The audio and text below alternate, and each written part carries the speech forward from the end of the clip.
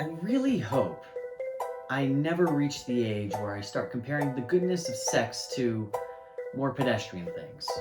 People usually tend to compare sex to food, and while I love food, I'm freaking Italian. And sure, there's definitely foods that when you take a bite of them, they just make you sit back in your chair and you need to take a moment.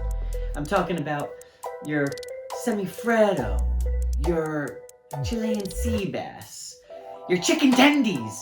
So while you've probably had some food that's really coming close, I think we can just be honest and all agree that there really is no food that is really that close to that. Now you might think I'm full of it. In fact, you've definitely had food that is better. And I want you to think about that. I want you to keep that food in your mind because just for a minute, indulge me, I want to talk about failure. Not failure in the bedroom, failure in the kitchen. True story, there once was a guy who specifically set out to invent a food to reduce sexual desire. Lust. A food so satisfying, you'd say beyond the shadow of a doubt, this food is better! And has easier cleanup too. Tough goal, right? Well, this guy was up to it. He tried and he failed and he went back again and he failed and tried and toiled and tried and failed. He'd open that oven, take the food out, take a bite, and no! It has to be better! It's not good enough! And when the dust finally settled, his food to beat that dirty deed sex was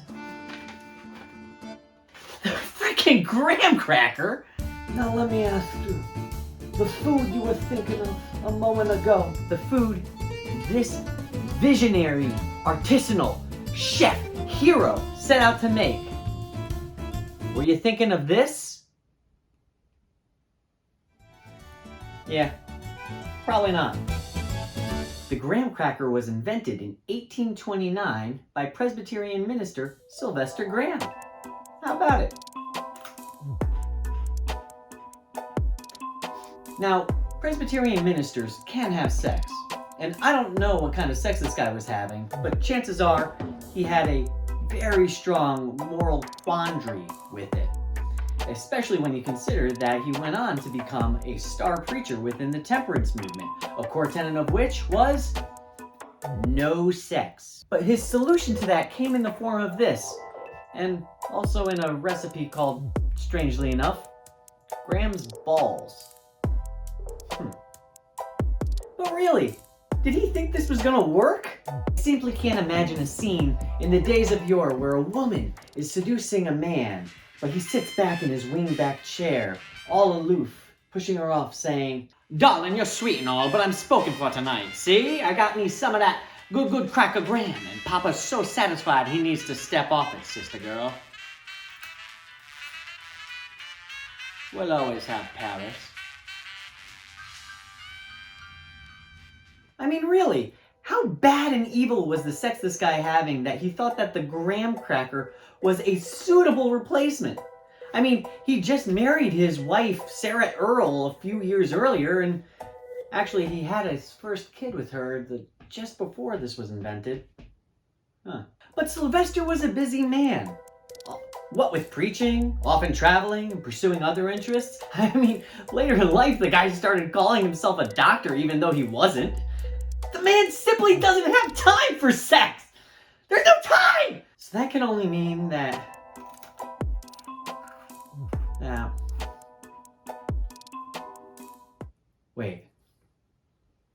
What if the crackers weren't for him? What if the crackers were for her? I mean, this is squarely back in the era where unfulfilled female libido was called hysteria. Oh no. Maybe this is about failure in the bedroom after all. Sorry, Sarah. I think this, while delicious, was a total failure when it comes to its intended purpose. Because when I think of graham crackers, I don't think about having less of something. I think about having some more.